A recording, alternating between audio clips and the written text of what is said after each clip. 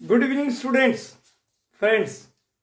मैं आपका Manoj sir, Deoghar foundation के पढ़ो और पढ़ाई पे। स्टूडेंट्स, हम लोगों ने इंडिफिनिट इंटीग्रल कंप्लीट कर लिया। मिसलेनियस में भी 18 नंबर तक हम लोगों ने लास्ट क्लास में डिस्कस कर लिया था। अब डिफिनिट इंटीग्रल्स के क्वेश्चंस आने हैं, तो हम लोग आज डिफिनिट इंटीग्रल पे डिस्कस करेंगे और इसी से सब्स्टिट्यूशंस अगेन एक बार रिपीट हो जाएगा। सबसे पहले डिफिनिट इंटीग्रल में इसमें 3 एक्सरसाइजेस हैं और एक लिमिट ऑफ सम का है। लिमिट ऑफ सम एक्सरसाइज 7.8 वो सिलेबस से हटा दिया गया है, इस बार सीबीएसई ने उसे कट कर दिया है। और 7.9, 10 और 11 ये 3 एक्सरसाइज हैं और इसके बाद फिर मिसलेनियस में जो डिफिनिट इंटीग्रल के विदाउट प्रॉपर्टीज और प्रॉपर्टीज के जो क्वेश्चंस आते हैं। तो आज हम लोग सबसे पहले 7.9 जो पहला एक्सरसाइज है डिफिनिट इंटीग्रल का, वो स्टार्ट करते हैं। मैं आपको पहले बताना चाहूंगा कि डिफिनिट इंटीग्रल और इनडिफिनिट इंटीग्रल में क्या फर्क है। तो डिफिनिट इंटीग्रल हमें एक एग्जैक्ट वैल्यू देता है। जो भी fx dx हमारे पास फंक्शन होता है, उसको इंटीग्रेट करने के बाद वो हम लिमिट अपर और लोअर लिमिट प्रोड्यूस करते हैं और लिमिट प्रोड्यूस करने के बाद जो रिजल्ट होता है वो एक डिफिनिट रिजल्ट होता है। इनडिफिनिट इंटीग्रल में हमें एक डिफिनिट रिजल्ट नहीं मिलता, एग्जैक्ट रिजल्ट नहीं मिलता, तो उसी को बैलेंस करने के लिए हम लोग प्लस सी लगाते हैं। प्लस सी का मतलब ये नहीं है कि रिजल्ट हमारा कुछ कम पड़ रहा है या माइनस है तो हम प्लस सी लगाकर उसको बैलेंस कर रहे हैं। माइनस के लिए भी प्लस सी ही लगाया जाता है। और जब एक क्वेश्चन में एक से ज्यादा बार इंटीग्रेशन रहता है तो वहां पे हम लोग उस पीरियड के लिए, उस पर्टिकुलर टाइम के लिए C1 C2 इंट्रोड्यूस कर लेते हैं और फाइनली फिर उन सबके बदले में हम एक सी डालते हैं। तो इस तरह से डिफिनिट इंटीग्रल में वो कांस्टेंट, वो सी का यूज नहीं किया जाता है। ये फर्क है इनडिफिनिट और डिफिनिट में। इसके बाद अब हम लोग आते हैं एक्सरसाइज 7.9 डिफिनिट इंटीग्रल।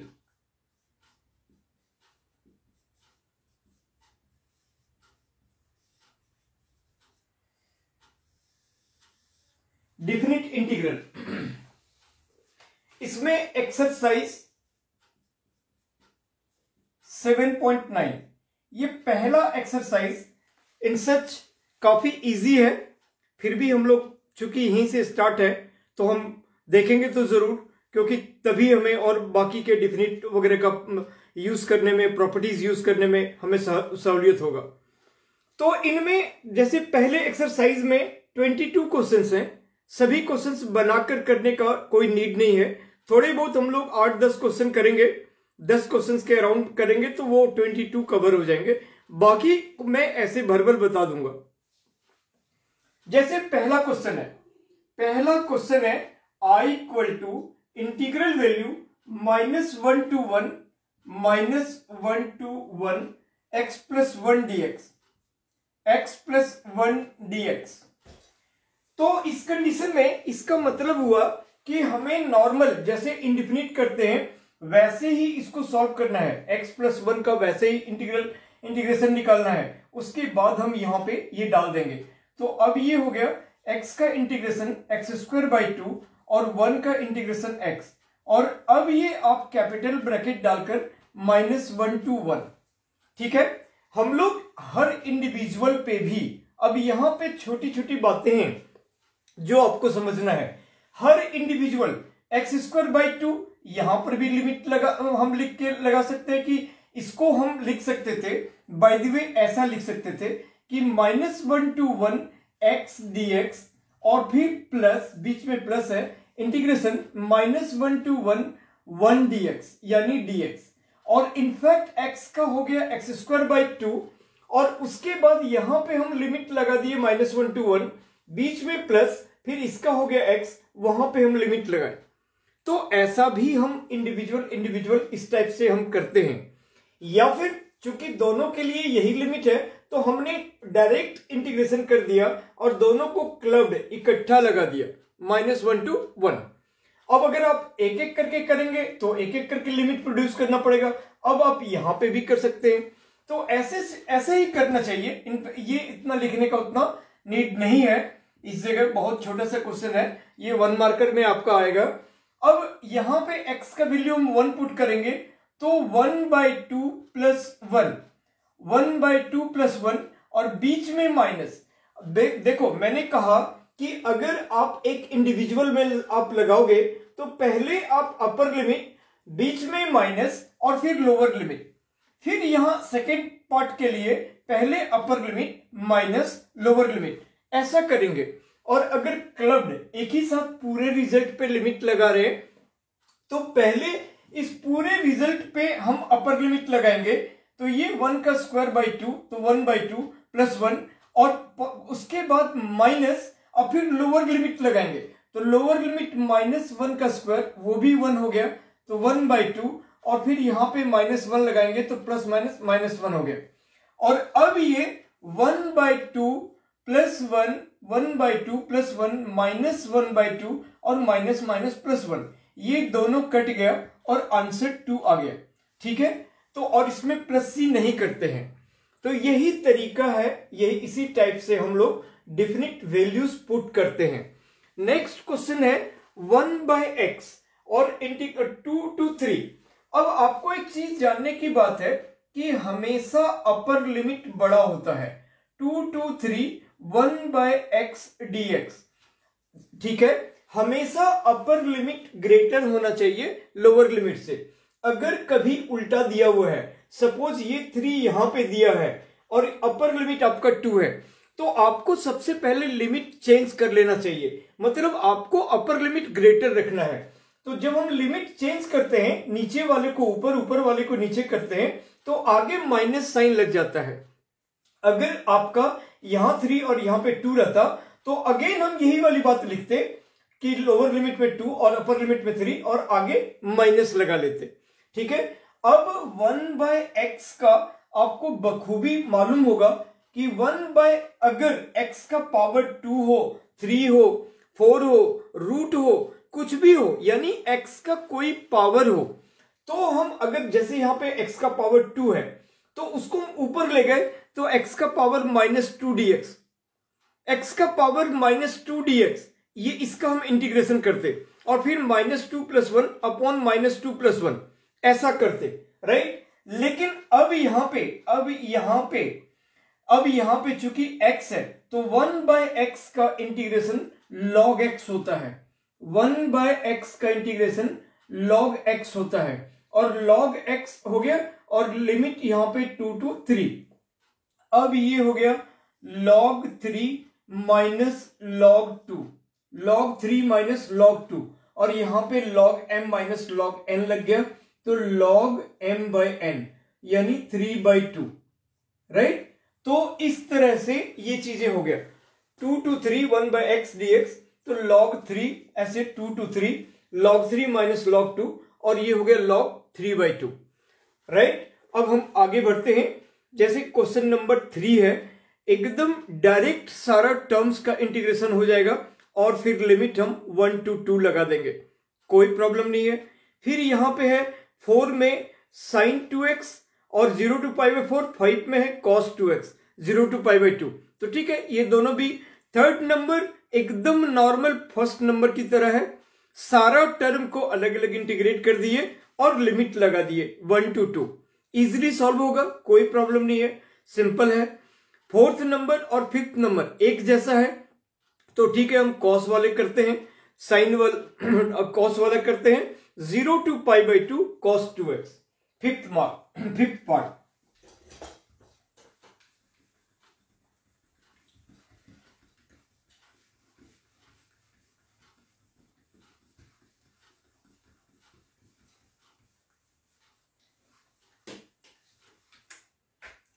पार्ट,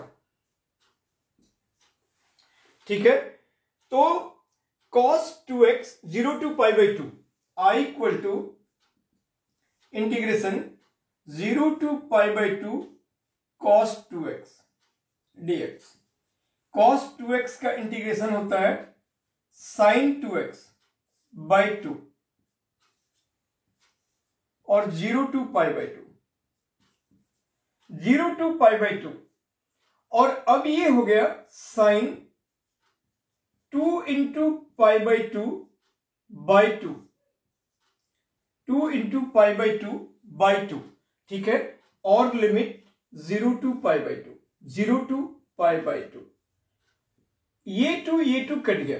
अब ये हो गया साइन π/2। तो अब जो लिमिट है, ठीक है, ये 2x है, वेट, साइन 2x, तो साइन हमने लिमिट डाला अभी, ठीक है, तो साइन 2x/2। अब आप ऐसा कर सकते हो कि इसी फेज में आप डाल सकते हो, या फिर 1/2 को आप चाहो तो बाहर भी निकाल सकते हो। 1/2 बाहर निकालने के बाद साइन 2 into π/2, साइन 2 into π/2 हमने साइन 2x का डाला, minus sine 2 into 0, sine 2 into 0। आप ऐसा भी कर सकते हो और ऐसा भी यहां ही डायरेक्टली लिमिट डाल सकते हो। और 1/2 आपको जो कांस्टेंट पार्ट जो डिवीजन में था उसको आप बाहर भी ले सकते हो। तो ये आपके ऊपर डिपेंड करता है, बात एक ही पड़ेगा, कुछ उसमें फर्क नहीं है। तो ये और ये कट गए। अब साइन 180 डिग्री और वो हो गया साइन 0 डिग्री। तो साइन 180 डिग्री का हम कैसे निकालेंगे? जैसे अगर आपको 180 या 120, 150 ये सब वैल्यू नहीं मालूम है, तो आपको ट्रिगोनोमेट्री में आपको ये क्वाड्रेंट वाला चीज जो 11th क्लास का चीज था, है ना, ये हो गया आपका फर्स्ट क्वाड्रेंट, ये हो गया सेकेंड क्वाड्रेंट, ये x है, ये y है, ये x डस्ट है और ये y डस्ट है। ये सब तो खैर x और y से मतलब नहीं है। अभी ये फर्स्ट क्वाड्रेंट, सेकेंड क्वाड्रेंट, ये थर्ड क्वाड्रेंट और ये फोर्थ क्वाड्रेंट। फर्स्ट आपको मालूम है कि इसको हम लोग 90 माइनस थीटा और 360 प्लस थीटा कहते हैं। इसको हम लोग 90 प्लस थीटा और 180 माइनस थीटा कहते हैं। इसको हम लोग 180 प्लस थीटा और इसको 270 माइनस थीटा कहते हैं, और इसको 270 प्लस थीटा और 360 माइनस थीटा कहते हैं। तो 180 को हम लोग 180 माइनस 0 या 180 प्लस 0 दोनों कह सकते हैं, ठीक है। जैसे मैं आपको एक छोटा सा एग्जांपल यहां पे देता हूं, ये साइन 180 हो गए। अब आप साइन 180 माइनस 0 भी लिख सकते हो, वो भी 180 हो गया। और अगर यहां पे साइन 180 प्लस 0 भी लिख सकते हो, ये 0 डिग्री है। तो साइन 180 माइनस थीटा, इसमें सारे पॉजिटिव होते हैं। इसमें सेकेंड क्वाड्रेंट में साइन और कॉसेक पॉजिटिव होते हैं, थर्ड क्वाड्रेंट में टेन और कॉट होता है, और फोर्थ क्वाड्रेंट में कॉस और सेक होता है। ये हमें 11th क्लास के ट्रिगो से मालूम होना चाहिए और मैंने भी आपको बताया हुआ है। तो 180 माइनस 0 यानी ये हो गया साइन 0।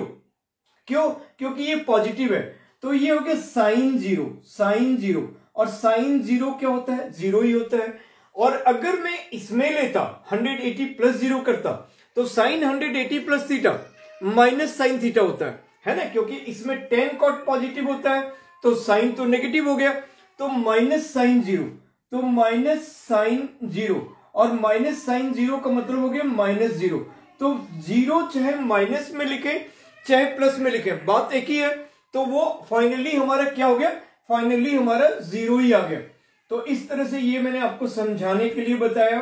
ये सब बातें आपको बिल्कुल पता होगा ही, है ना। और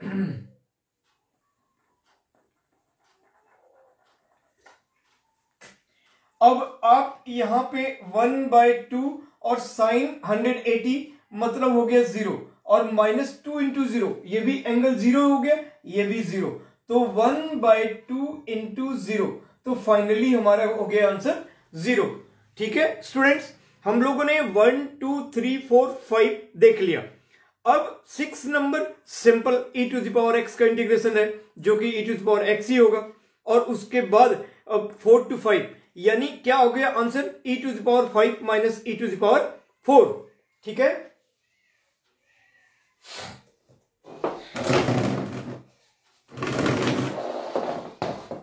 e⁻5 माइनस e⁻4।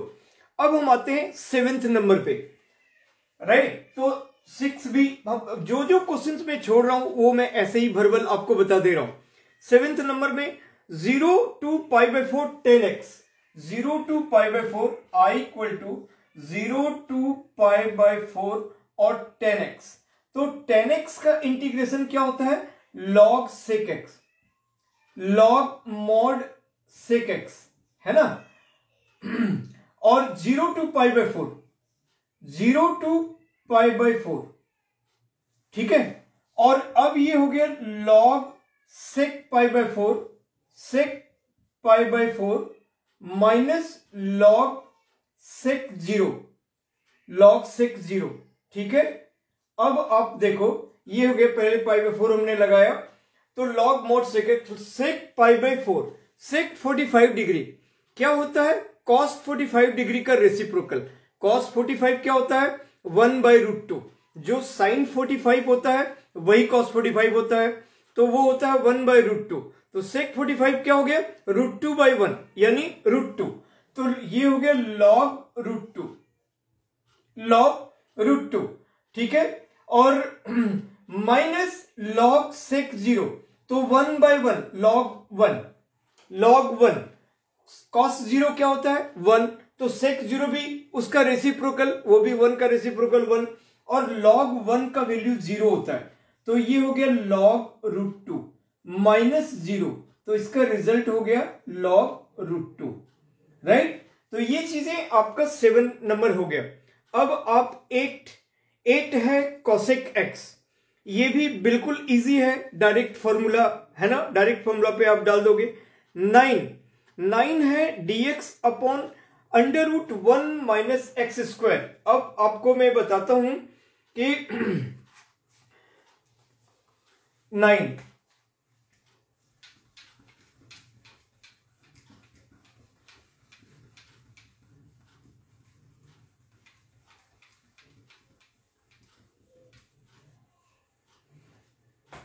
9 नंबर है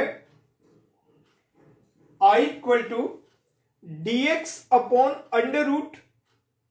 √1 minus x square 0 to 1, dx upon √1 minus x square और इंटीग्रल वैल्यू 0 to 1। ये भी बिल्कुल direct formula, a square minus x square.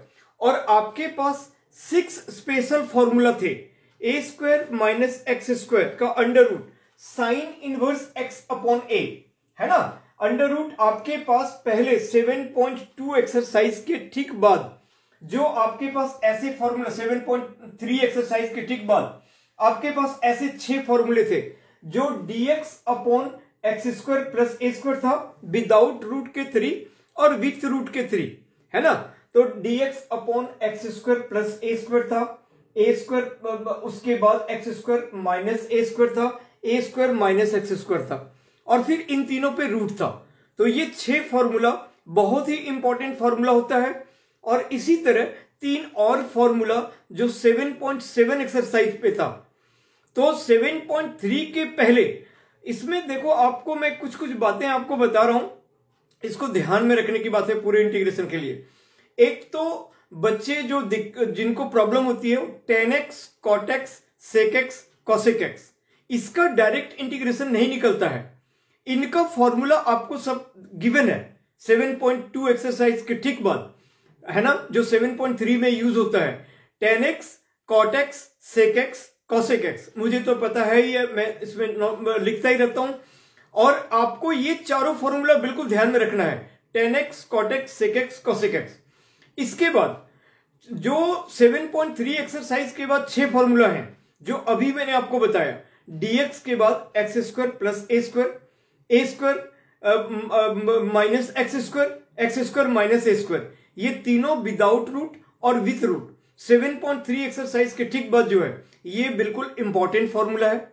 इसके अलावा 3 और स्पेशल इंटीग्रल का इंपॉर्टेंट फॉर्मूला क्या है, अगर यही चीज न्यूमरेटर में रहता तो न्यूमरेटर में एक्स स्क्वायर प्लस a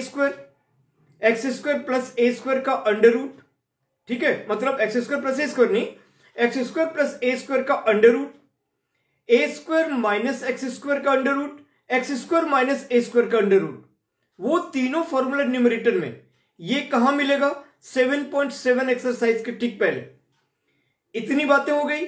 और पार्शियल इंटीग्रेशन में जो जो फॉर्मेट होते हैं उन फॉर्मेट को हम लोग कैसे डिफाइन करते हैं, कैसे a upon b upon c upon जो जो हम लोग कांस्टेंट इंट्रोड्यूस करते हैं उनके बारे में।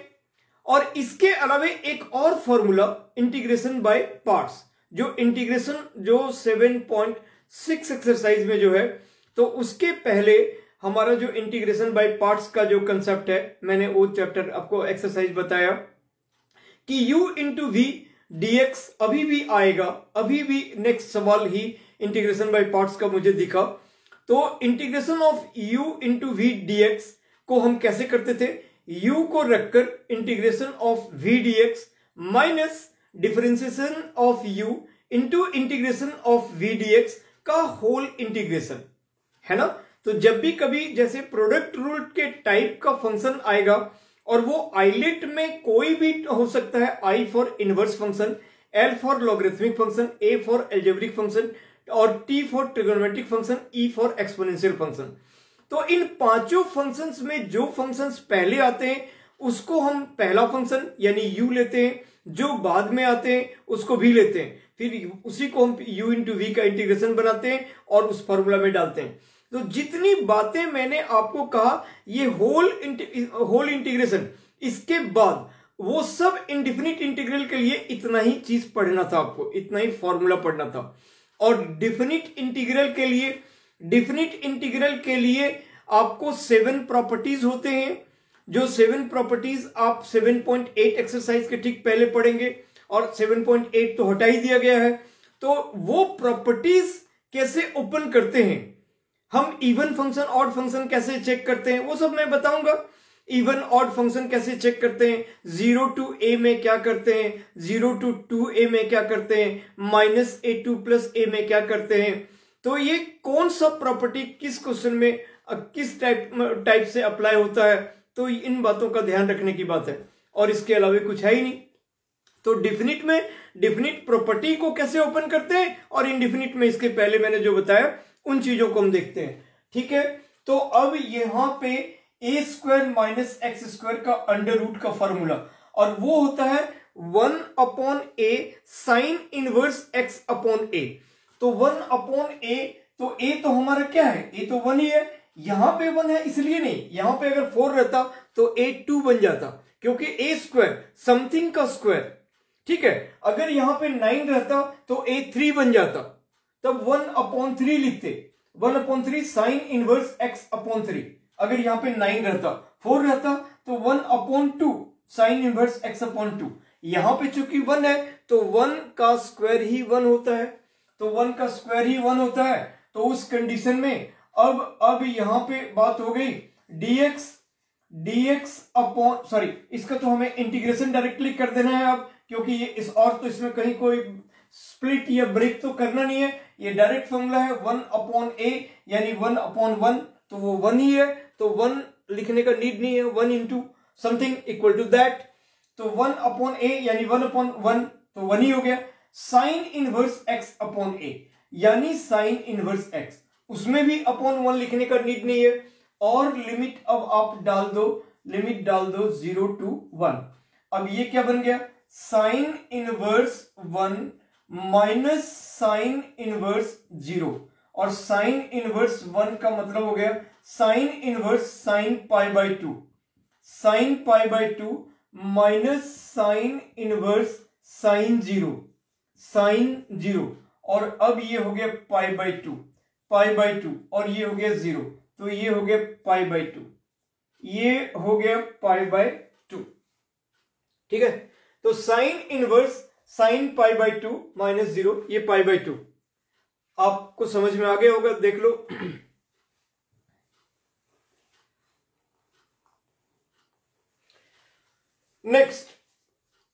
नेक्स्ट क्वेश्चन है 10, ये भी बिल्कुल डायरेक्ट फॉर्मूला पर है, dx upon 1 plus x square. तो 1 प्लस एक्स स्क्वायर हो गया a square plus x square, तो यानी कि 10 इनवर्स x अपॉन a, यानी कि 10 इनवर्स x, क्योंकि अपॉन 1 है, अपॉन 1 तो फिर वही रिजल्ट देगा tan इनवर्स x, और result 0 to 1, tan inverse 1 minus tan inverse 0। तो tan इनवर्स 1 को क्या लिखेंगे, tan inverse 10 pi by 4, tan inverse और 10 कट गया तो रिजल्ट आया pi by 4, minus tan inverse 0 को क्या लिखेंगे, tan इनवर्स 10 0, tan इनवर्स और 10 कैंसिल आउट हो गया, रिवर्स प्रोसेस है तो वो 0 बन गया। तो अल्टीमेटली हमारा आंसर क्या बन गया, पाई बाय 4। ठीक है, तो ये ढेर सारे ऐसे सवाल आप इसको ऐसे ही आप बना सकते हो। 11 वो भी direct formula, x square minus 1, ये भी बिल्कुल। तो मैंने कई सारे डायरेक्ट फॉर्मूला वाला भी आपको ऐसे बता दिया। नाउ क्योंकि एक्स स्क्वायर माइनस ए स्क्वायर ये बिल्कुल direct formula, simple, very easy, आप डायरेक्ट फॉर्मूला पे पुट करके आप डाल सकते हो। वेरी इजी मैं इसलिए कह रहा हूं क्योंकि हम लोगों ने काफी कुछ देख लिया। ऐसे तो छोटी छोटी जगह में भी बच्चे अटक जाते हैं। वेरी इजी मतलब क्या, 2 और 2 4 थोड़े ही है, जो ऐसा नहीं है, इजी नहीं है। बहुत सारे बच्चे को पूछो वो 12वीं का बोर्ड आ जाता है, उसको वो 6 फॉर्मूला याद ही नहीं रहता है। मैंने 70-80% बच्चे को के बारे में कह सकता हूं। जो मैं बातें वेरी इजी बोल रहा हूं वो एक्चुअल में इजी तब है जब आपके दिमाग में वो बैठा हुआ है, तब वो इजी हुआ। अदरवाइज आपके लिए वो बिग ओ के बराबर ही हो जाएगा, समझे। तो इसीलिए जो मैं बोल रहा हूं मेरी बातों पर ध्यान रखो और ध्यान दो, और तब आपको इजी लगेगा। और नहीं तो बहुत सारे बहुतेरे स्टूडेंट होते हैं, अरे फॉर्मूला यार अभी तो देख लेते हैं, बाद में याद कर लेंगे ना। वो बाद प्री बोर्ड तो चला ही जाता है, प्री बोर्ड चला जाता है। बोर्ड के जब जो 15 दिन पहले वाला टाइम पीरियड होता है ना, उस समय भी बोलता हूं, पूछता हूं बहुत सारे स्टूडेंट को, हाँ जी बताओ इसका क्या फॉर्मूला है, कैसे लगेगा। अगर वो टटोलते हुए बोल भी देता है कि सर इसमें तो ये डायरेक्ट फॉर्मूला वाला है ना, या ये इसमें तो ऐसे कुछ फॉर्मूला लग जाएगा ना, तो अगर पूछो क्या फॉर्मूला है तो चारों खाने चित। तो बहुत सारे, मैं आपको बता रहा हूं स्टूडेंट्स, आप अभी 12वीं में आए हो, मैं 25 सालों से पढ़ाता हूं। एक एक सवाल मुझे रट गया है, सबका आंसर मुझे पता है। 25 सालों से मैं पढ़ाता हूं और मुझे एक एक सवाल रट गया है। कहां पे कौन से बुक में, एनसीईआरटी में रट क्या, मतलब आपको मैं ऐसे ही बता रहा हूं कि सब कुछ यहां पे कंप्यूटर की तरफ बैठा हुआ है, बस पेन हाथ में रखकर लिखने की ऐसी बात होती है। मैं अगर आपको सवाल बोर्ड पे ना लिखूं ना तो ऐसे भी मैं बता सकता हूं कि ये इसके बाद ये लिखो, इसके बाद वो स्टेप आएगा, उसके बाद ये आएगा, उसका फाइनली ये आंसर आएगा, जो आप देख सकते हो, देख रहे हो। मैं आपको इस फेज में आने के लिए नहीं कह रहा, लेकिन आपको एटलीस्ट फॉर्मूला तो पता होना चाहिए, ये तो जरूर कहेंगे। और नवंबर आ गया, अप्रैल से पढ़ते पढ़ते ये मान लो जुलाई का था, ये जुलाई का इंटीग्रेशन जुलाई में पढ़ाई होती है, तो आपके 3-4 महीने तो आगे निकल ही गए। तो मोस्ट ऑफ द स्टूडेंट को यहां पे डिफिकल्टी होती है, आपको ना हो, इसीलिए उन बातों पर आप ध्यान रखो। रखते हो तो बिल्कुल नहीं होगी, नहीं रखते हो तो होगी, दोनों ही बातें हैं, है ना। तो now come to next question.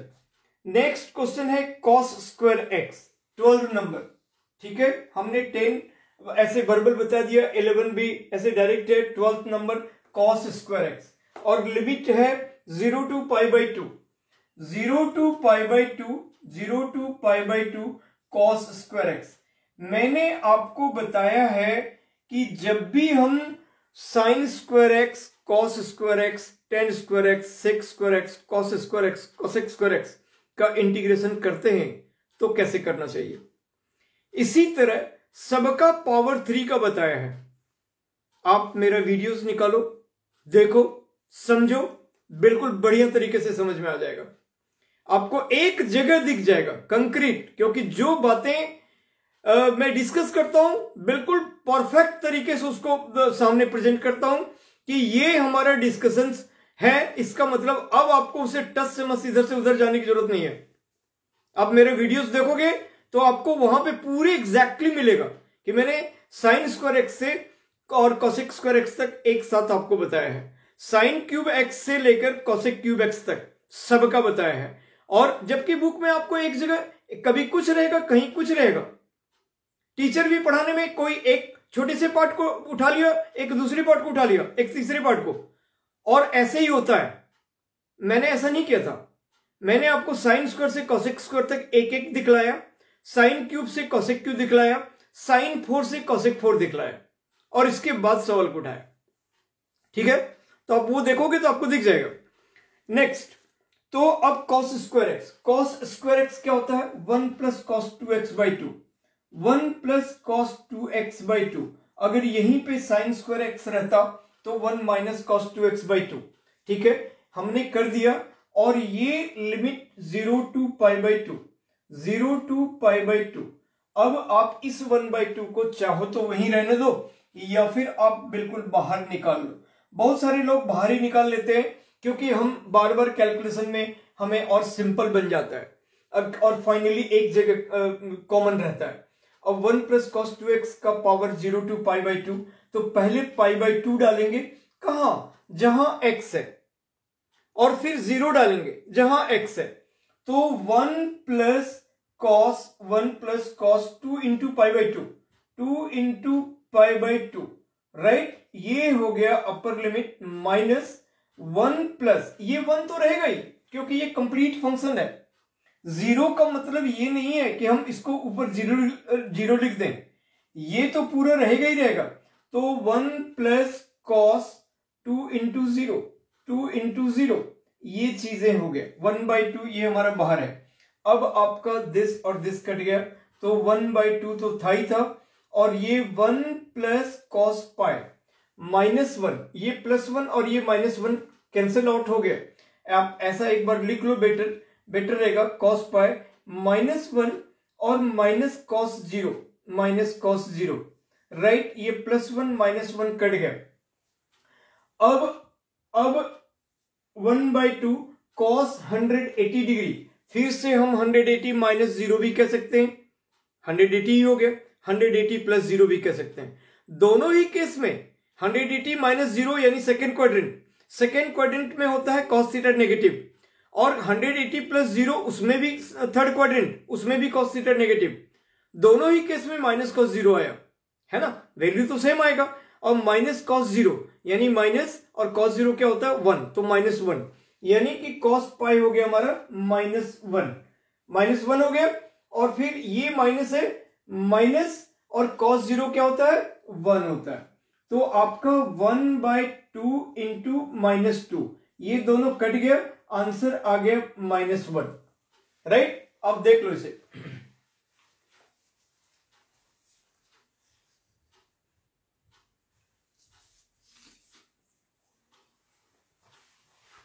ठीक है स्टूडेंट्स, हम आगे बढ़ते हैं। Question number 13।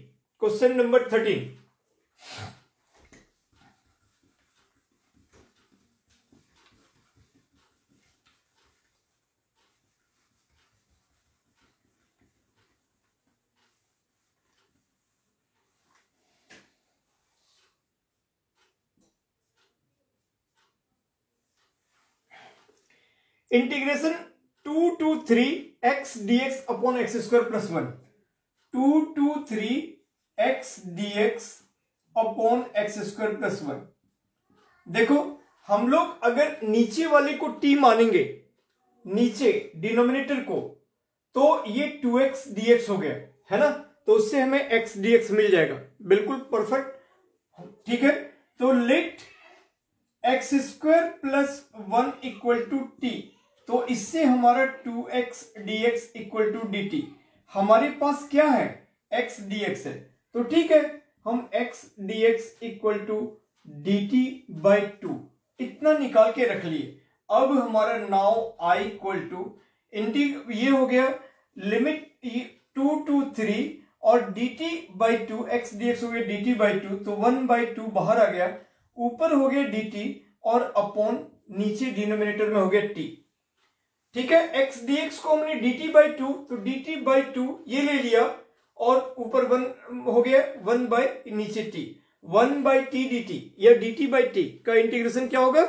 log t, right. तो 1/2 बाहर है और ये हो गया log t, और यहां पे मोड हो गया 2 to 3।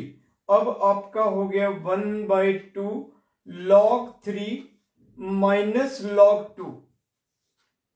log 2, तो अब ये बाहर है आपका, तो 1/3 log 3/2 log 3/2 ये आंसर हो गया। Got my point. Now question number 14। Question number 14 अब थोड़ा थोड़ा क्वेश्चन में जरा स्टैंडर्ड आ चुका है, इसीलिए मैं बना रहा हूं। अदर जो फिर से डायरेक्ट क्वेश्चन है वो फिर हमें बनाने का कोई नीड नहीं है। जैसे अगर मैं 14 बना लूं तो 19 बिल्कुल 14 की तरह ही है, बिल्कुल। फिर हमें 19 करने का कोई नीड ही नहीं है, क्योंकि ये है 2x + 3 / 5x² + 1 और वो है 6x + 3 / x² + 4। तो ज्यादा जो थोड़ा इन दोनों में डिफिकल्ट है वो 14 ही है। 19 फिर भी एक प्लेस पे बस स्प्लिट करेंगे और वो फिर डायरेक्ट बनेगा। 19 में फिर भी ज्यादा कोई मुश्किल नहीं है, हमने स्प्लिट कर लिया, उसके बाद 2 पार्ट बन गए, दोनों पार्ट डायरेक्ट बनेगा। जबकि यहां पे 14 में स्प्लिट करने के बाद भी डायरेक्ट नहीं आएगा, हमें और भी थोड़ा मशक्कत करना पड़ेगा और भी थोड़ा दिमाग लगाना पड़ेगा। तो 14 थोड़ा सा ये है, तो कोई बात नहीं, मैं आपको अभी बताता हूं।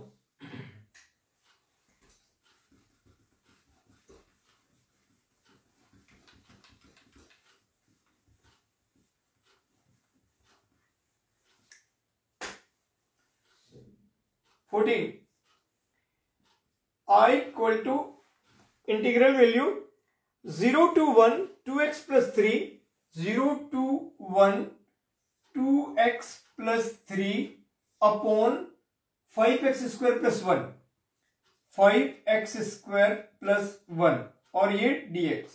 ठीक है, 2x + 3 5x² + 1 राइट। तो अब हम इसको 0 to 1 2x upon 5x² + 1 dx और plus 0 to 1 3 upon 5x² + 1 dx। इसी स्टेज में मैंने बताया कि अगर हम 19th नंबर में ये डायरेक्ट इंटीग्रेशन निकल जाएगा, और यहां भी क्योंकि x² + 4 है तो समथिंग अपॉन x² + 4 का मतलब हो गया dx अपॉन x² + a², मतलब tan 1 x/a। तो वो डायरेक्ट है, यहां पे डायरेक्ट नहीं है अभी फिलहाल। ठीक है, उसके बाद यहां पर भी डायरेक्ट नहीं है, यहां पर भी हमें ऐसे करना पड़ेगा। तो लेट 5x² + 1 = t। तो 10x dx = dt। 10x dx हमारे पास यहां पे ये 2 बाहर निकाल लेंगे तो x dx है, तो x dx = dt/10। ठीक है, तो देयरफॉर ये वाला पोर्शन क्या हो गया, तो ये वाला पोर्शन हो गया 2 × x dx हो गया dt/10। तो 2/10, 2 हमने बाहर निकाला था, इनफैक्ट इसका 2 हम सोचो कि बाहर निकाल लिए और ये 1/10 हो गया, तो 2/10। और इंटीग्रेशन x dx को हमने dt लिखा और इसको फिर t लिखा, क्योंकि 5x² + 1 को हमने t माना है, राइट। और इसके बाद 2 अब ये 1/5 हो गया, 1/5 हो गया और dt/t। और इसके बाद यहां पे इस कंडीशन में आपको क्या करना है कि डायरेक्ट फॉर्मूला तो यहां लगेगा नहीं, तो आपको मैंने बताया था कि x² के साथ में कोई मल्टीपल नहीं होना चाहिए। तो जो भी मल्टीपल है वो आपको कॉमन लेना पड़ेगा। कॉमन जैसे आपने लिया तो ये x² + 1/5 बन गया, x² + 1/5 बना। और अब ये इंटीग्रेशन है 0 to 1 का, और अब ये 5 बाहर आ गया, तो मतलब कि 3/5 बाहर आ गया। और इंटीग्रेशन ये dx अपॉन x² + 1/√5 का होल स्क्वायर, ये बना है ना। तो अब आपको 3/5 बाहर रखना है और dx/x² + a², तो वो tan 1 x/a, तो 1/a यानी 1/√5, तो ये हो गया √5 और उसके बाद tan 1 x अपॉन ए, x अपॉन 1/√5, तो √5x बाय 1, तो tan इनवर्स √5x बाय 1 तो उतना ही हो गया। और यहां ये कटा तो यहां पे √5 लग गया। तो ये आपके ऊपर डिपेंड करता है, डिनोमिनेटर में रूट नहीं भी रखना चाहिए, तो 3√5/5 करोगे, that is good, no issues. और अगर मान लो आप यहां पे 3/√5 लिख दिए तब भी कोई प्रॉब्लम नहीं है। ये क्या हो चुका था, 1/5 log t और 10, और यहां पे अब आपको tan इनवर्स इतना पे लिमिट डालना है 0 to 1, राइट। तो यानी कि ये जो पोर्शन है 3/√5 बाहर है और tan इनवर्स √5 into 1, तो √5, और माइनस tan इनवर्स √5 into 0, तो 0, और फिर इस 0 को tan इनवर्स tan 0, तो वो इन टोटलिटी 0। तो ये जो पार्ट है लास्ट पार्ट 3/√5 tan इनवर्स √5, ये हमारा आ गया एक पार्ट, मतलब कि सेकेंड पार्ट। और ये पार्ट क्या आया, log t हुआ है। अब आप इसको फिर 1/5 log और t का वैल्यू पुट करो, t आपके पास क्या है 5x² + 1 है, और यहां अब आप लिमिट डालोगे 0 to 1, फिर ये आपका बन गया 1/5 log, और यहां पे 1 जब डालेंगे तो ये 5 + 1 log 6 हो गया, ठीक है, log 6, और माइनस जब 0 डालेंगे तो ये हो गया 1 log 1, राइट, log 1, क्योंकि 1 जब डालेंगे तो log 5 into 1 का स्क्वायर, तो 5 + 1 log 6 माइनस log, और फिर ये पार्ट 0 + 1 log 1, और log 1 क्या होता है 0 होता है। तो ये हो गया आपका फाइनली 1/5 log 6, पहला पार्ट। ये दूसरा पार्ट देख लो आप लोग।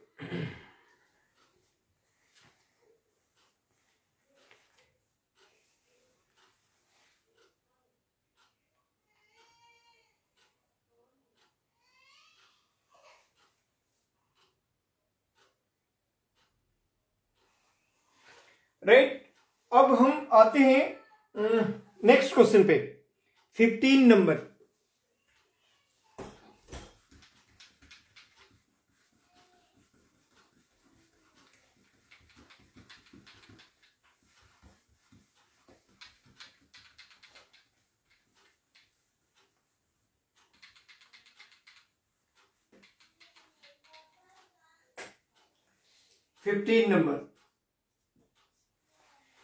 क्वेश्चन कहता है 0 to 1 x e⁻x², 0 to 1 x into e⁻x²। अब देखो इसमें हमें क्या करना चाहिए, हमें यहां पे u into v का तो टर्म है, लेकिन e⁻x² है, जिसको लेके अगर हम चलेंगे तो हमारे लिए थोड़ी सी दिक्कत होगी। तो हम सबसे पहले इसको करते हैं कि लेट x² = t, इससे हमारा 2x dx = dt, तो फिर हम x dx = dt/2, ऐसा हो गया।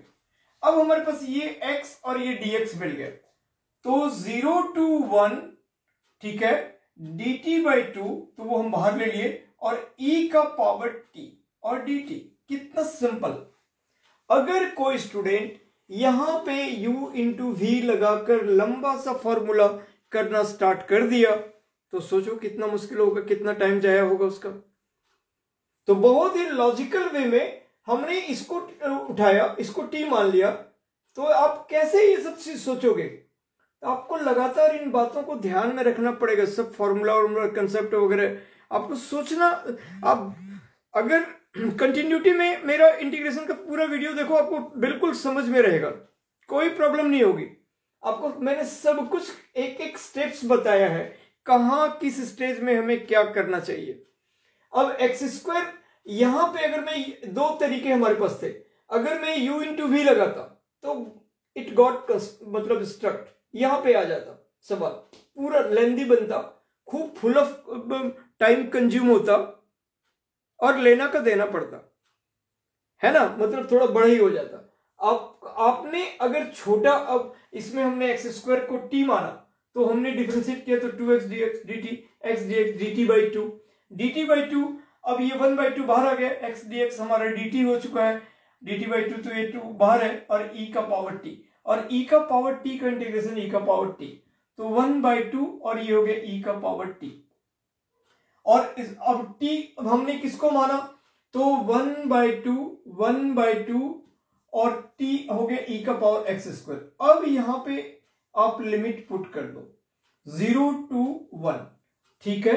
तो अब जब हम x का वैल्यू 1 पुट किए, 1/2 हमारा बाहर है, तो 1 का स्क्वायर तो 1 ही हो गया, तो वो बन गया e माइनस e का पावर 0 का स्क्वायर, 0 का स्क्वायर तो 0, तो e का पावर 0, e का पावर 0, ये e का पावर 1 माइनस e का पावर 0, तो ये 1/2 और ये e, और anything to the power 0 is 1, anything to the power 0 is 1, तो ये e/2 ही हो गया आंसर, ठीक है।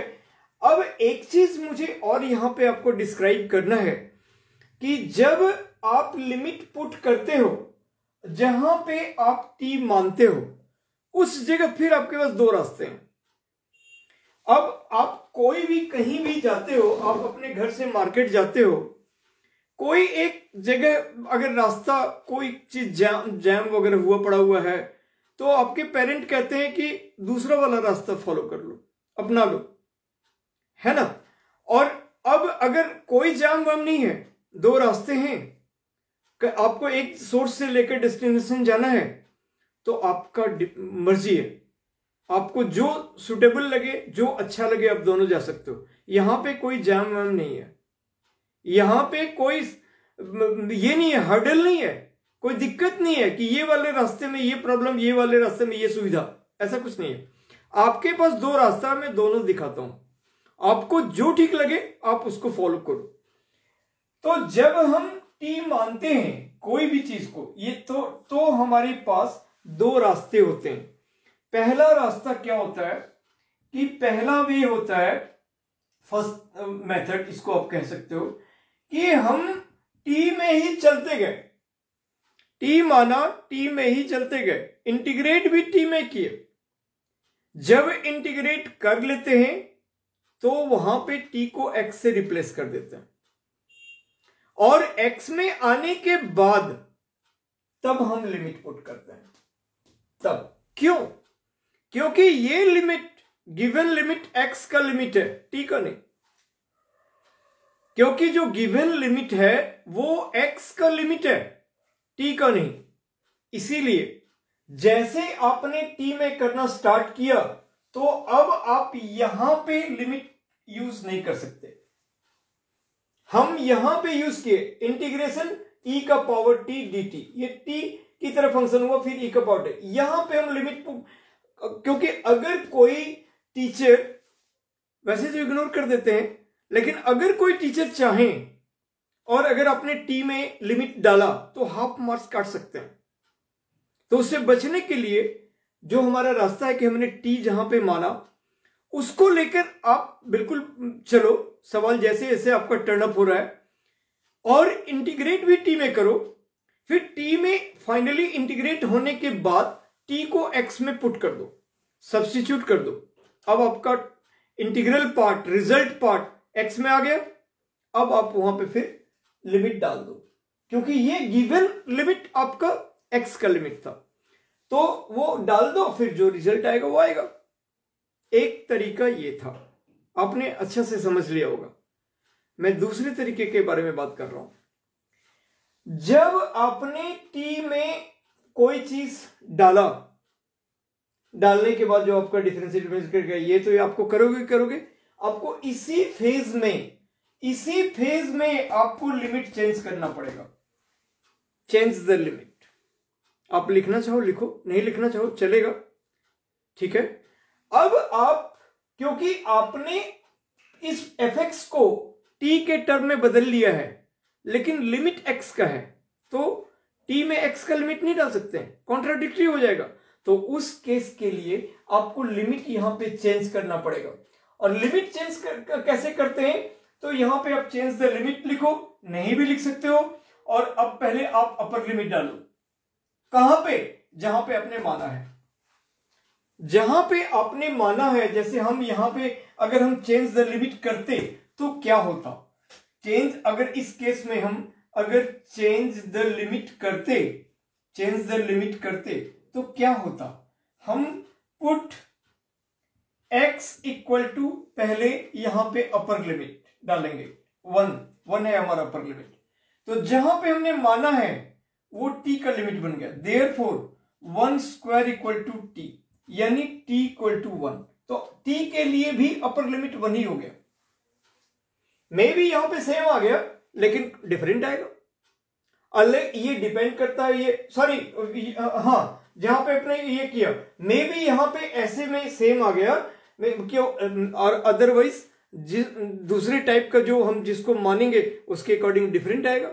और फिर हम x equal to lower limit डालेंगे, तो ये हो गया 0 का स्क्वायर, तो ये t अगेन 0 आ गया। तो अब आप 0 to 1 इनमें चेंज नहीं हुआ, अब आप यहां पे 0 to 1 लिख सकते हो। क्यों, क्योंकि आपने लिमिट चेंज कर लिया। अब आपका e to the power t this, फिर वही 0 to 1 ही चलता चला जाएगा।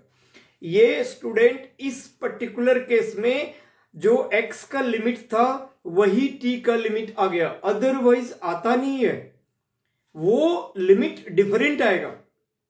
और वो डिफरेंट जो कुछ भी लिमिट आएगा उसमें आप इंटीग्रल करने के बाद में वहीं पे अब आप लिमिट पुट करोगे, यहीं पे इंटीग्रेशन के बाद, फिर उसको x व x में डालने की जरूरत नहीं है, फिर आपको x के डालने की जरूरत नहीं है, फिर आप यहां पर ही करोगे। तो आपके ऊपर डिपेंड करता है। वैसे मेरे से अगर जानना चाहो तो मैं ये वाला चीज प्रेफर करता हूं कि t में पहले इंटीग्रेशन कर लो। और कई बार बच्चों को लिमिट चेंज करने में दिक्कत आ जाती है, गलतियां कर बैठता है, तो उस गलती से बचने के लिए t में पहले इंटीग्रेट कर लो, उसको x में बदल लो, फिर x वाला लिमिट लगा दो। ठीक है, देख लो।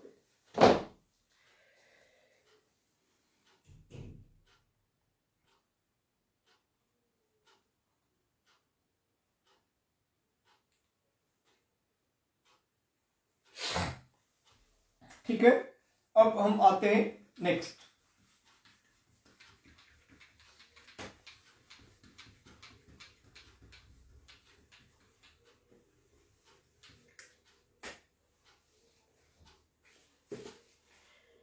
अगला क्वेश्चन है जैसे 16 5x square by x square plus 4x plus 3, बिल्कुल पार्शियल वाला क्वेश्चन है, पार्शियल वाला क्वेश्चन है ना।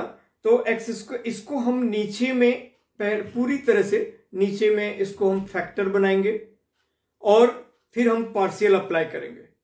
नीचे में हम लोग फैक्टर बनाएंगे और फैक्टर बनाएंगे तो उसके बाद हम इसको अप्लाई करेंगे a बाय बी बाय, और इस तरह से आप आराम से बना लोगे, क्योंकि इस तरह का पार्शियल का हमने दुनिया भर का काफी क्वेश्चंस देखा है, तो आप इजीली बना सकते हो। ठीक है, 17 3 टर्म है, तीनों टर्म बिल्कुल अलग अलग इंटीग्रेट कर दो, डायरेक्टली हो जाएगा। 2 बाहर रखकर sec स्क्वायर x dx का इंटीग्रेशन 10x हो जाएगा। फिर x क्यूब है तो x का पावर 4/2, x का पावर 4/4 हो जाएगा, और 2 इंटीग्रेशन dx जिसका x हो जाएगा 2x, सब पे लिमिट लगा दो। उसके बाद 18 number integral value 0 to pi sine square pi by 2 minus cos square sine square x by 2 minus cos square x by 2, 0 to pi sine square x by 2 minus cos square x by 2। तो इसमें हमें एक फिर से बड़ा trick apply करना चाहिए। अगर आप ऐसे इंडिविजुअल करोगे तो बड़ा मामला अटकेगा, लंबा जाएगा। तो हमें मालूम है कि भाई अगर ये दिस माइनस दिस रहता तो वो कॉसेक्स का फॉर्मूला था, हाफ एंगल फॉर्मूला ट्रिगो का, तो मैंने माइनस कॉमन ले लिया। माइनस कॉमन लेने के बाद ये 0 to पाई बाई 2 और ये हो गया cos square x by 2 minus sine square x by 2 minus sine square x by 2, और ये हो गया cos 2x। 0 to पाई, ये हो गया cos x, ठीक है, cos x dx, राइट। और cos x का इंटीग्रेशन होता है sin x, तो माइनस sin x इंटीग्रेशन हो गया। अब आप लिमिट डाल दो 0 to पाई, ये आपका माइनस बाहर ही रहेगा, ये हो जाएगा sin पाई माइनस साइन 0। अब माइनस बाहर ही रहेगा, sin पाई यानी कि ये भी 0 हो गया, sin पाई sin 180 minus theta sin theta 0, और ये भी 0, तो अल्टीमेटली 0।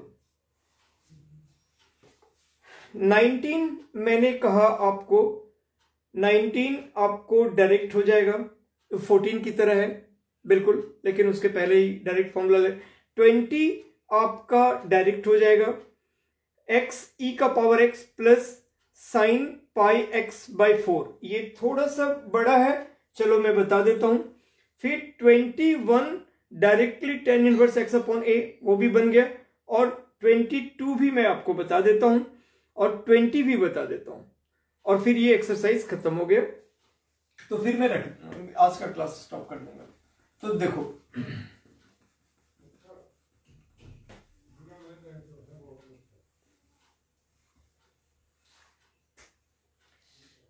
तो डेफिनिट इंटीग्रल का हमने पहला टॉपिक फिनिश कर लिया। तो 20 i equal to integration x e का पावर 0 to 1 x e का power x plus sine pi x by 4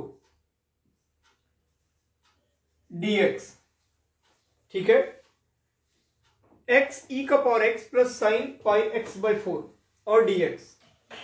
अब यहां पे हम इन दोनों को अलग अलग करेंगे, तो 0 to 1 x e का power x dx plus 0 to 1 sign pi x by 4 dx, sign pi x by 4 dx। अब यहां पे आपका u इंटू वी आइलेट, तो ये हो गया एल्जेब्रिक और ये एक्सपोनेंशियल। ऑब्वियस सी बात है, ILATE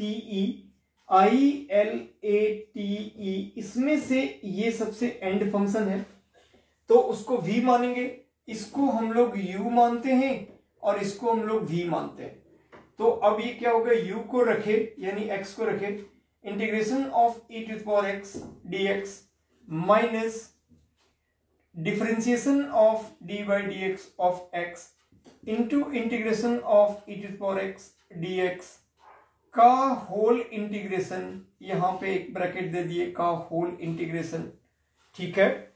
और ये सब पे लिमिट लगेगा 0 to 1, सब पे लिमिट 0 to 1 का ही रहेगा, ठीक है। और साइन पाई एक्स बाई 4, तो ये साइन x की तरह ही यूज होगा, तो साइन x का इंटीग्रेशन माइनस कॉस x होता है, तो ये हो गया minus cos pi x by 4, लेकिन अपॉन पाई बाई 4, क्योंकि x का जो मल्टीपल होता है वो अपॉन में चला जाता है, अपॉन पाई बाई 4 है ना, अपॉन पाई बाई 4, तो वो हो गया 4 by pi, right. So this one upon pi by 4 करेंगे तो 4 बाई पाई हो गया। अब ये कट गया, ये कट गया, तो माइनस कॉस एक्स, और उसका भी लिमिट आपका 0 to 1 ही रहेगा। लिमिट में हमने कोई तब्दीली नहीं किया है, कोई चेंजेस नहीं, तो ये वही रहेगा, ठीक है स्टूडेंट्स। अब आप क्या करोगे, x और इसका e to the power x का integration e to the power x ही हो जाएगा, तो ये हो गया। और यहां पे आप लिमिट डाल दो 0 to 1 माइनस ये x का डिफरेंशिएशन 1 हो गया, और e to the power x का integration e to the power x ही हो गया, तो ये बड़ा वाला इंटीग्रेशन और ये e to the power x dx, ठीक है। फिर ये 0 to 1 है, राइट, और माइनस cos x और ये भी 0 to 1 है, फाइन। अब आप यहां पे इसका भी integration e to the power x का e to the power x ही होता है, ठीक है। तो अब यहां पे आप डालो कि 1 इंटू ई का पावर 1, तो 1 इंटू ई का पावर 1 तो ई बन गया, माइनस 0 इंटू ई का पावर 0, तो 0 इंटू एनीथिंग इज 0, ये बन गया यहां पे ई माइनस 0, माइनस ई का पावर एक्स का इंटीग्रेशन ई का पावर एक्स ही था, एक बार हमने लिखा और 0 to 1 डाला, माइनस ये हो गया cos 1 माइनस cos 0, ठीक है, cos 1 माइनस cos 0। तो अब हम ऐसे भी छोड़ सकते थे, तो उस कंडीशन में अब ये हो गया e माइनस ई का पावर, ये हो गया, ये ब्रैकेट डाल देते हैं, e का पावर 1 माइनस ई का पावर 0, तो ये भी खत्म, e का पावर 0 तो 1 बन गया, e का पावर 1 माइनस ई का पावर 0, ये ऐसा हो गया, ठीक है। और माइनस cos 1 को आप क्या लिख सकते हो, cos इस 1 को यहां पे cos है, वेट, माइनस cos और 1 को आप क्या लिख सकते हो, cos 0, तो cos 0, ठीक है। तो आप इस तरह से इसको आप ऐसे भी cos x हो गया, यानी कि हमारा जब भी sin पाई x, इसका वैसे भी अगर हम इंटीग्रल वैल्यू डालेंगे तो sin pi x upon 4 by pi, तो cos 1 माइनस cos 0। अब हम यहां पे इनवर्स में उसको ये नहीं करेंगे, ठीक है। तो ये बन गया e माइनस, क्या था ये e माइनस, और ये e माइनस 1, तो e माइनस e हो गया कैंसिल, और 1 हो गया 2, तो 2 और प्लस दिस 1, ठीक है। तो ये आपका 20 नंबर भी हो गया। और अब हम एक और सवाल, जो इसका आखिरी सवाल है, वो हम आपसे बात कर लेते हैं और फिर ये यहीं पे स्टॉप करते हैं, क्योंकि एक एक सवाल करके हमने डिस्क्राइब कर लिया और आपको आगे का डेफिनेट इंटीग्रल बनाने में काफी इजी रहेगा।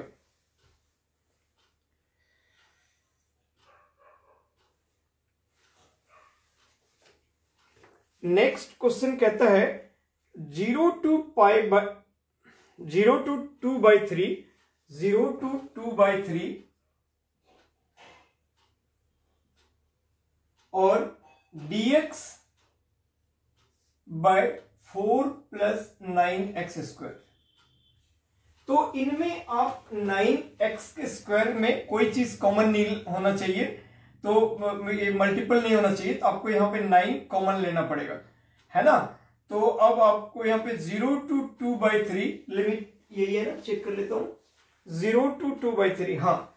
और dx आपने 9 कॉमन लिया, क्यों लिया 9 कॉमन, क्योंकि एक्स स्क्वायर का मल्टीपल है, तो ये हो गया 4/9 और प्लस एक्स स्क्वायर, राइट। अब आपका 0 to 2 by 3 और 1/9 आपका बाहर है, और ये dx अपॉन 2/3 का होल स्क्वायर और प्लस एक्स का स्क्वायर, फिर dx by x square plus a square आ गया, 1/a tan inverse x upon a, ये वो फॉर्मूला लग जाएगा। तो 1/a यानी 1/2/3, तो ये हो गया 3/2 tan inverse x upon a, x upon 2/3, तो 3x/2, ठीक है। और अब यहां पे लिमिट हो गया 0 to 2/3, और ये आपका कट जाएगा 3 3 जा, तो 1/6, ये इक्वल टू का साइन है, 1/6। अब आप 2/3 यहां पे x के बदले में डालो, तो tan इनवर्स 3 into 2/3/2, राइट। उसके बाद और यहां पे फिर माइनस tan इनवर्स 3 into 0, क्योंकि हमने 2/3 पहले 3 into x के बदले में 2/3/2 माइनस लोअर लिमिट 3 into 0/2, ठीक है स्टूडेंट। अब आपका ये कट गया, ये भी हमारा यहां पे एंगल में अपॉन 2 है, इसलिए 2/2 ये भी कट गया, तो 1 हो गया। और अब आपका आएगा 1/6 tan inverse 1 minus tan inverse 3 into 0 हो गया 0, और 0/2 भी 0 है। 0 by any number is 0, any number by 0 is not defined, है ना। तो अब ये हो गया 1/6 10 इनवर्स 10 पाई/4 राइट, और माइनस 10 इनवर्स 10 इनवर्स 10 ये कैंसिल आउट हो गया, तो 1/6 ये बन गया पाई/4 माइनस 0, तो 1/6 इंटू पाई/4 तो हो गया पाई/24। देख लो,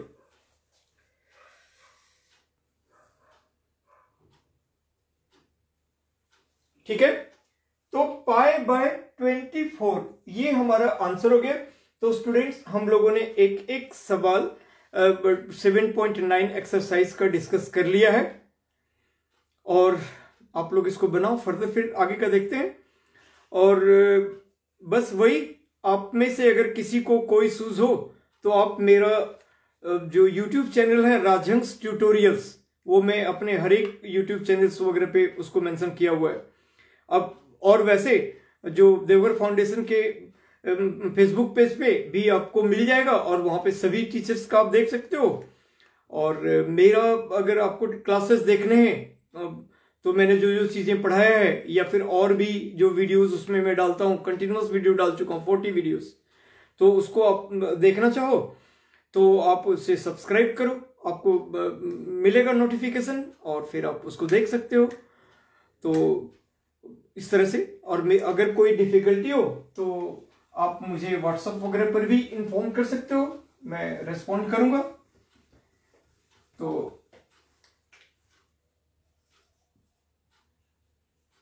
राजहंस ट्यूटोरियल आपको देवघर फाउंडेशन में मिल ही जाएगा, और वैसे आपको मैथ्स का खाली मेरा क्लास देखना है तो आप ये देख सकते हो। और नंबर अगर इसमें 9810843472 ये मेरा व्हाट्सएप नंबर है, आप उसको ये कर सकते हो, ठीक है। तो थैंक यू सो मच, और हम यहीं पे स्टॉप कर रहे हैं, फिर फर्दर प्लान करते हैं आगे का। चलो, okay, thank you so much, bye.